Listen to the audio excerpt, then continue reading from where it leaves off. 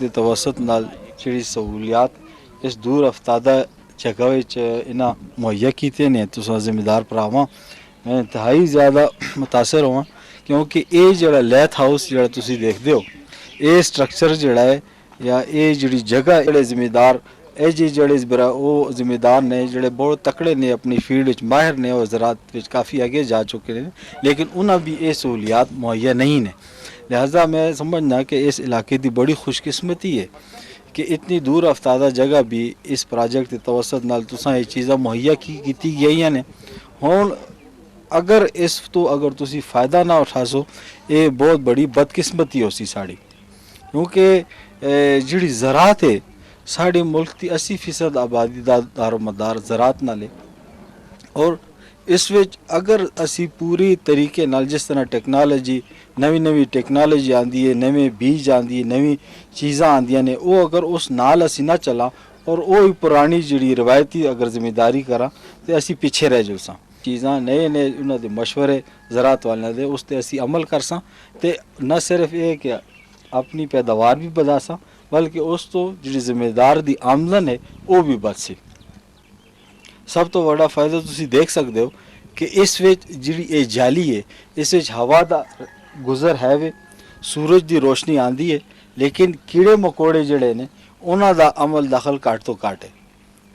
लिहाजा जिहड़ी जिम्मेदार इस उत्ते कई जो पैसे ज़ाया करता है स्प्रे करता है उस तो इस स्ट्रक्चर की वजह नाल वो बच जुलसी इस तो इलावा अगर तुसी सर्दियों में टमाटर खीरा टिंडा ये जी सब्जियां जिहड़ी गर्मी की सब्जियां ने सर्दी में जिस वेले कोहरा पैंदा है इस विच तुसी प्लास्टिक उत्ते कवर करके नो ते वो कोहरे तो भी बच जुलसी और टंपरेचर या अंदर जड़ा दर्जा हरारत है वो ज़्यादा हो जुलसी और इत्थे तुसी गर्मियां दी जिहड़ी है ना ठंडे मौसम में नवंबर दिसंबर जनवरी जिहड़ी गर्मियां दी सब्जियां ने वो तुसी महीना 2 महीना पहले उगा सकते हो जिस असी आखने बेमौसमी सब्जियां दी काश आजकल मार्केट में 2 चीज़ां तुसां पैसे देंदी है या सीजन तो शुरू में कोई चीज़ आ जुले या सीजन तो आखिर में यानी ऑफ सीजन मौसम उसका जिस वेले आंदा है उस तो पहले जिस तरह आजकल खीरा है काफ़ी महंगा है जिस वेले सीजन शुरू हो सी यही खीरा जो है 8-10 रुपये 5-10 रुपये किलो सी लेकिन ये जिस तरह करेलिया ने ये जिस तरह सीजन के आखिर और पहले आंदियां ने तो ये पैसे ज़्यादा देंदियां ने लिहाजा इस जो स्ट्रक्चर है लेथ हाउस इस तो कोशिश करो कि ज़्यादा तो ज़्यादा फ़ायदा उठाओ उससे छां पैसी ज़्यादा तो उत्थे उसकी पनीरी की बढ़ोतरी सही ना हो सी दूई वो जगह इंतखाब करो उस ये भी होवे कि उत्थे पानी खले ना अगर तुसा इस असी रेज बेड आखने हैं या पट्टी जिहड़ा है इस तुसी देखो असा जमीन तो कम से कम 4 इंच सिर्फ इस करके इत्थे पानी खले ना अगर जिस पानी को के ज़रूरी है पाउडर बनाना है और इस विच एक हिस्सा मिट्टी एक हिस्सा रेत और एक हिस्सा साथी आजुले एक आखिर तक जड़ा है इस तरह बढ़ाओ तुसी हाँ आखिर तक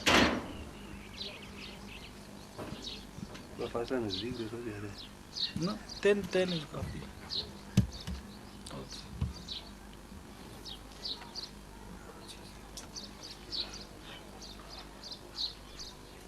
उन्हें अच्छी तरह साफ कर देसो उस तो बाद तुखम जड़ा है इस तरह एक कतार असी सारी इस कतार पा के तो ना किथे बीन लेना दुनिया दुआ जा चुकी टमाटर पतला जड़ा है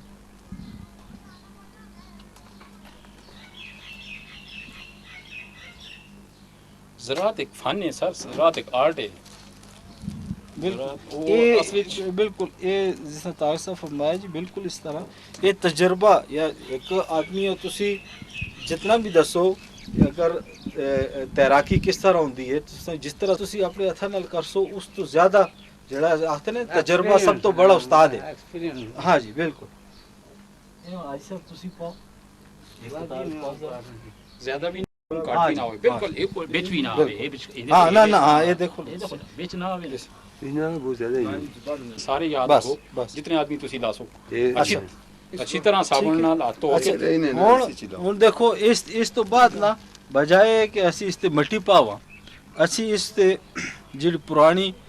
ਗੋਬਰ ਹੈ, ਪੁਰਾਣੀ ਪਾ ਹੈ ਜਿਹੜੀ ਕਮ ਸੇ ਕਮ 1-2 ਸਾਲ ਪੁਰਾਣੀ, ਇਸ ਤਰ੍ਹਾਂ ਤੁਸੀਂ ਆਮ ਜਿਹੜੀ ਜਾਲੀ ਹੁੰਦੀ ਹੈ ਜਿਹੜੀ ਖਿੜਕੀਆਂ ਦੇ ਬਾਹਰ ਇਸ ਤਰ੍ਹਾਂ ਆਮ ਜਾਲੀ ਹੁੰਦੀ ਹੈ, ਉਹ ਇਸ ਦਾ ਟੋਟਾ ਕਹਿਣ ਕੇ ਨਾ ਜੀ, ਇਸ ਤਰ੍ਹਾਂ ਉਸ ਉੱਤੇ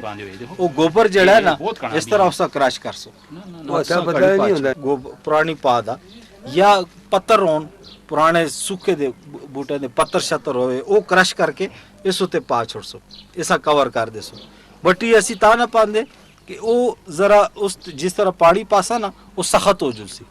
ਤੇ ਬੀਜ ਨਿਕਲਨੇ ਤੋਂ ਉਸ ਟਾਈਮ ਵੀ ਲੱਗਸੀ ਤੇ ਉਹ ਸਹੀ ਉਸਦੀ बढ़ोतरी ना होसी। इस वेले असी पुरानी पा पासा एक तो वो नरम होती है, दूई गल उस ताकत देसी बूटे ये कवर करने तो बाद फुआरे नाले सा इस तरह अगे हाथ रख के आराम इस तरह पानी चाह देना, ठीक है। और उस तो बाद तकरीबन 3-4 दिन तो बाद इसकी जर्मीनेशन या रवेदगी हो जुलती है, उस तो बाद जिहड़ा है दसन ना बिना दी गल सुनो ना वो ब्याथन मिट्टी जी हाँ जाली बिल्कुल हां जी पारे हैं बिल्कुल। ਉਹ ਉਸ ਤੋਂ ਬਾਅਦ ਜਿਸ ਵੇਲੇ ਇਹ ਨਿਕਲ ਆਵੇ ਜੀ, ਇਸ ਵਿੱਚ ਤੁਸੀਂ ਇੱਕ ਦੋ ਚੀਜ਼ਾਂ ਦਾ ਖਿਆਲ ਕਰਨਾ ਕਿ ਬਾਜ਼ ਔਕਾਤ ਇਸ ਉੱਤੇ ਪਹਿਲੇ ਜਿਹੜੇ ਨੇ ਨਾ ਇਸ ਤਰ੍ਹਾਂ ਤੁਖਮ ਲਾ ਛੋੜਿਆ ਤੇ ਪਹਿਲੇ ਬਾਅਦ ਇਸ ਦੀ ਗੋੜ ਜਿਹੜਾ ਹੈ ਔਰ ਪਾਣੀ ਇਹਨਾਂ ਦੋਵਾਂ ਸਫਾਈ ਕਰ ਸੋ, ਠੀਕ ਹੈ। ਔਰ ਇਸ ਤਰ੍ਹਾਂ ਜਿਸ ਵੇਲੇ ਮੁੰਤਕਿਲ ਕਰ ਸੋ ਉਸ ਦੀ ਇਹ ਨਿਸ਼ਾਨੀ ਹੈ ਕਿ ਤਕਰੀਬਨ 1 ਮਹੀਨੇ ਤੋਂ ਬਾਅਦ ਇਹ ਮੁੰਤਕਿਲ ਹੋਣੇ ਦੇ ਕਾਬਿਲ ਤਿਆਰ ਕਰਕੇ ਸੀ, ਠੀਕ ਹੈ। ਲਿਹਾਜ਼ਾ 1 ਹਫ਼ਤਾ ਪਹਿਲੇ ਤੁਸੀਂ 4-5 ਦਿਹਾੜੇ ਪਹਿਲੇ ਮੁੰਤਕਿਲ ਕਰਨ ਕੋਲ ਪਹਿਲੇ ਪਾਣੀ ਇਸ ਉੱਤੇ ਬੰਦ ਕਰ ਛੋੜੋ। ਔਰ ਅੱਗੇ ਜਿਹੜਾ ਤੁਸੀਂ ਜ਼ਮੀਨ ਤਿਆਰ ਕੀਤੀ ਹੈ ਉਸ ਕਤਾਰਾਂ ਵਿੱਚ ਟਮਾਟਰ ਨਾਲ ਤਕਰੀਬਨ 2.5 ਤੋਂ 3 ਫੁੱਟ ਕਤਾਰਾਂ ਦੇ ਦਰਮਿਆਨ ਫਾਸਲਾ ਹੋਵੇ ਔਰ 1 ਤੋਂ 1.5 ਫੁੱਟ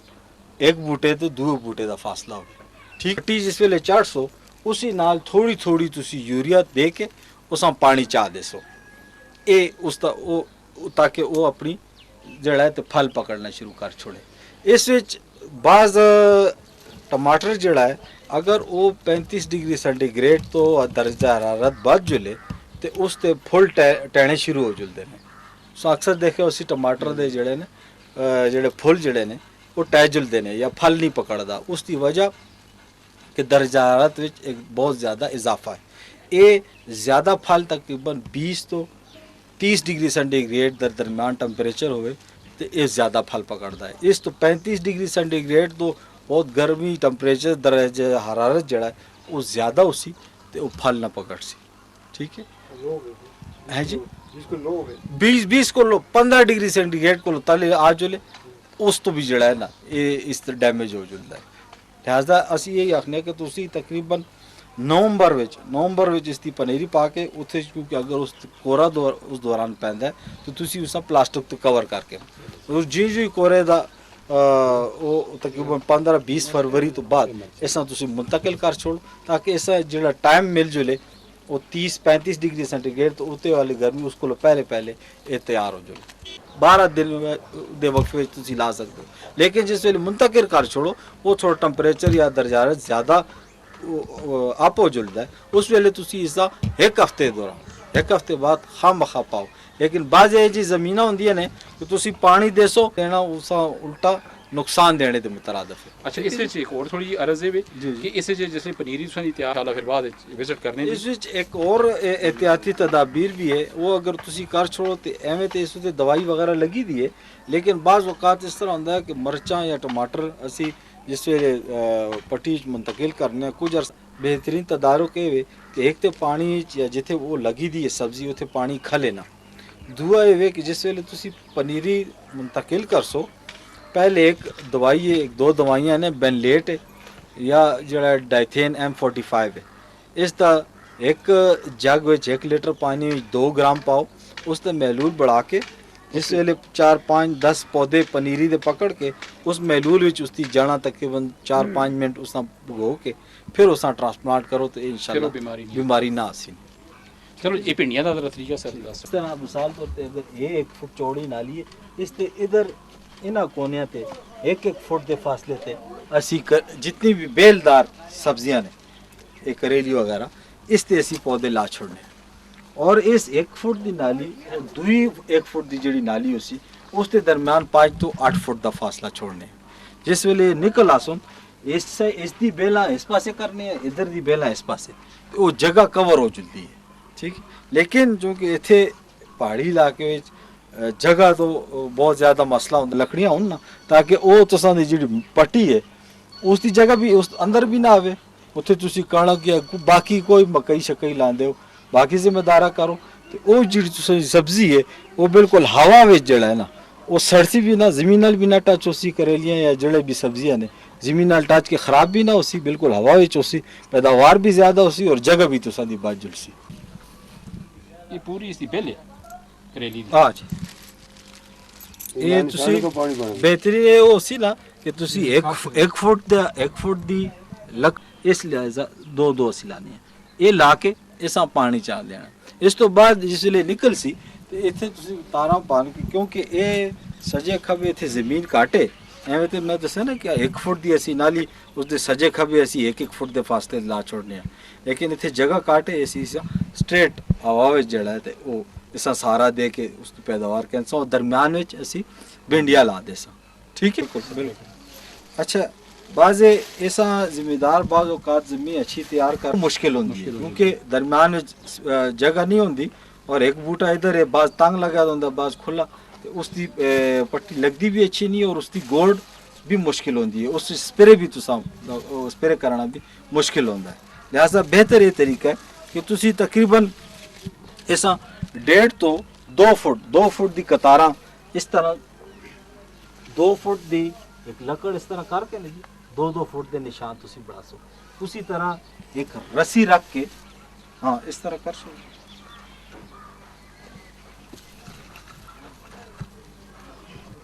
इस तरह इथे करके फिर इस 1.5 फुट दे 1 फुट तो 1.5 फुट के फासले ते इथे चूंकि जगह काटे ऐसी 1 फुट के फासले ते असी ला दे सा ठीक है और दूआ इसका यह तरीका है कि तुसी जिहड़ी कतार है उससे डायरेक्ट इस तरह जिस तरह टमाटर दा असां लाया है इस तरह थोड़े थोड़े इस तरह ला दे सो उस तो बाद तुसी इसदा भिंडी दा तुखम रखना चाहो तो वो कोशिश इस तरह करो कि उसका जिस वेले सीजन गुजर जुले और भिंडी दा इस तरह पौधा लगे दा और अगर तुसी चाहते उसकी मैं तुखम रखा तो उसका दरम्यान विचों और टाप विचों आखिर तो और टाप वाली इन्हां भिंडियां छोड़ दे सो दरम्यान वाली जिहड़ा हिस्सा है पौधे दा उसकी जिहड़ी भिंडियां ने वो तुसी रखन सो उस विचों भी वो भिंडी जिहड़ी अक्सर तुसां देखी मुड़ी दी हुंदी है वो वाली हटा छोड़ सो ਠੀਕ ਤੁਸਾਂ ਜ਼ਿਆਦਾ ਤੋਂ ਜ਼ਿਆਦਾ ਐਗਰੀਕਲਚਰ ਦੇ ਉਹ ਤਰੀਕੇ ਦੱਸਾਂ ਤਾਂ ਕਿ ਤੁਸਾਂ ਲੋਕਾਂ ਦਾ ਘੱਟ ਤੋਂ ਘੱਟ ਖਰਚਾ ਹੋਵੇ ਔਰ ਜ਼ਿਆਦਾ ਤੋਂ ਜ਼ਿਆਦਾ ਤੁਸੀਂ ਉਸ ਤੋਂ ਫਾਇਦਾ ਉਠਾ ਕੇ ਨਾ ਡਾਕਟਰ ਸਾਹਿਬ ਨੇ ਜਿਸ ਤਰ੍ਹਾਂ ਤੁਸੀਂ ਸਬਜ਼ੀਆਂ ਦੇ ਬਾਰੇ ਵੀ ਦੱਸਿਆ ਫਲਦਾਰ ਪੌਦੇ ਦੇਖ ਕੇ ਆਏ ਇਹਨਾਂ ਇਹ ਦੱਸਿਆ ਕਿ ਇਹ ਚੀਜ਼ਾਂ ਉਸ ਵੇਲੇ ਤੱਕ ਕਾਮਯਾਬ ਹੋ ਗਈਆਂ ਜਿਸ ਵੇਲੇ ਤੱਕ ਉਹ ਜਿਹੜਾ ਮੁਤਲਕਾ ਜ਼ਿਮੀਦਾਰ ਹੈ ਉਸ ਦੀ ਜ਼ਿਆਦਾ ਤੋਂ ਜ਼ਿਆਦਾ ਤਵੱਜੋ ਇਹਨਾਂ ਚੀਜ਼ਾਂ ਤੇ ਹੋਵੇ ਔਰ ਉਸ ਤਵੱਜੋ ਵਾਸਤੇ ਇਹ ਵੇ ਕਿ ਤੁਸਾਂ ਪਤਾ ਕਿ ਜਿਸ ਤਰ੍ਹਾਂ ਇਨਸਾਨ ਆਪਣੀ ਉਸ ਵਾਸਤੇ ਜ਼ਿੰਦਾ ਰਹਿਣ ਵਾਸਤੇ ਮੁxtਲਿਫ ਖਾਦ ਖੁਰਾਕ ਦੀ ਜ਼ਰੂਰਤ ਹੁੰਦੀ ਹੈ ਇਸ ਤਰ੍ਹਾਂ ਇਹਨਾਂ ਪੌਦਿਆਂ ਵੀ ਜ਼ਰੂਰਤ ਹੁੰਦੀ ਹੈ ਅੱਜ ਕੱਲ੍ਹ ਦੇ ਦੌਰ ਵਿੱਚ ਅਗਰ ਅਸੀਂ ਖੱਡਾ ਖੁਣ ਕੇ ਨੇ ਤਕਰੀਬਨ 6 ਫੁੱਟ ਲੰਬਾ ਹੋਵੇ 4 ਫੁੱਟ ਚੌੜਾ ਹੋਵੇ 6 ਫੁੱਟ ਡੂੰਘਾ ਹੋਵੇ ਅਗਰ ਉਸ ਦੇ ਘਰ 2-3 ਮੰਝੀਆਂ ਤੇ ਫਿਰ ਉਹ बेहतरीन किस्म की खाद बड़ा आखता है असी इंज भी लोग जिस मंझियां वाले असी या गाइयां बकरियां वाले जितने लोग हाँ असी गोहा चाह के घर के बाहर सट्टिया और उस गोहे का कोई फायदा नहीं होता उस गोहे का नुकसान ही नुकसान होता है मक्खी मच्छर गंद बला घरे दियां बीमारियां मलेरिया तमाम चीज़ां जिहड़ियां उस गोहे तो ही फैलदियां क्यों सीख खासकर जितनी सीख होंदी उस गोहे तो ही फैलदी अज असां वो तरीका डेमोनस्ट्रेट करना है लेकिन तुसां लेबर नहीं मिला कि तुसां गोहा खड़ा नहीं खुणिया लेकिन मैं तुसां ज़बानी सारियां दस चुलना तुसी जितने खास करके जितने लोग जिन्हें ग्रीन हाउस किस बनाए या जिहड़े लोग साढ़े उस खड्डा खुणने तो बाद उस खड्डे बिच तुसां अगर घर गाइयां मंजियां बाकी जानवर हैं फिर तो ठीक है अगर नहीं तो फिर उसके अंदर तुसी घरें दा जितना कूड़ा किरकट है सवाए इससे उस पर 3-4 चीज़ां ना हो कच ना हो प्लास्टिक ना हो तेल की कोई शै ना हो जी मसलन गरीस शरीस या इस किस्म दी तेल क्योंकि ये 3-4 चीज़ां इस किस्म दी होंदियां जिहड़ियां गलदियां सड़दियां नहीं जिहड़ियां वो खाद नहीं बनती बुलाए वो सारा उस खड्डे पे पा दिओ सब तो पहले खड्डा खुणने तो बाद तुसी उस बिच ये जिहड़ियां टहनियां छड़ियां घरे दियां होंदियां ने, एह् गंद वाला ये जितना पौधे शौधे होंदे न, एह् टहनियां या मंझियां गाइयां दा मूंहा कोई जेह्ड़ा ओखर बचा दा होंदा है, ओह् चाह के तुसी तरले सिरे पा सटो। तरले सिरे पाने तो बाद फिर घर अगर गोहा मौजूद होवे तो उसकी गोहे के घर मावां भैणां आखना गोहा बाहर नहीं सटना, हुण इस खड्डे बिच सटना। उस खड्डे बिच गोहा सटने तो बाद बराबर करके खोआ सटने तो बाद फिर हो सके तो थोड़ी जी मिट्टी मिल जुले करो, मिट्टी उस उत्ते बरूर सटो। मिट्टी बरूरने तो बाद आम तरीका ये वे कि असी उस चीज़ां ज़्यादा गलने सड़ने वास्ते यूरिया जिहड़ी खाद है, यूरिया खाद अगर वो तुसां बाजारे चों 1-2 किलो सस्ती होई 10-15 रुपए दी इत्थां दी,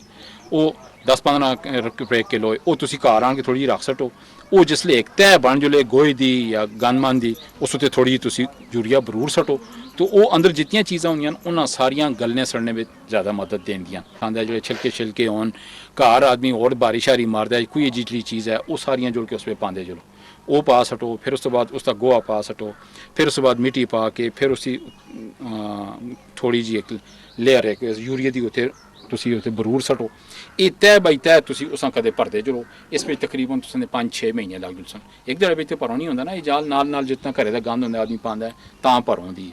वो गोहे समेत जिसले भरदे जुलसो, वो अंदरों ही कुदरती तौर पर एक ऐसा प्रोसैस होंदा रहिंदा है कि वो चीज़ां गलदियां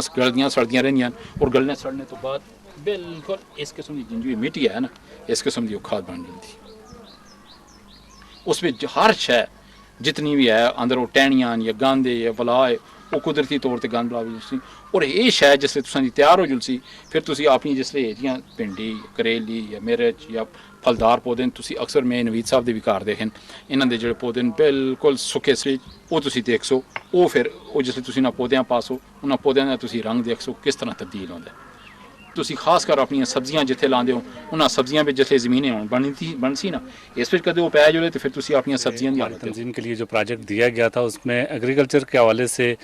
हमें जिस तरह मिनी ट्रैक्टर दिया गया, उसके बाद ग्रीन हाउसेस दिए गए। ग्रीन हाउसेस से पहले हमें वेजिटेबल्स के हवाले से काफ़ी हेल्प की गई।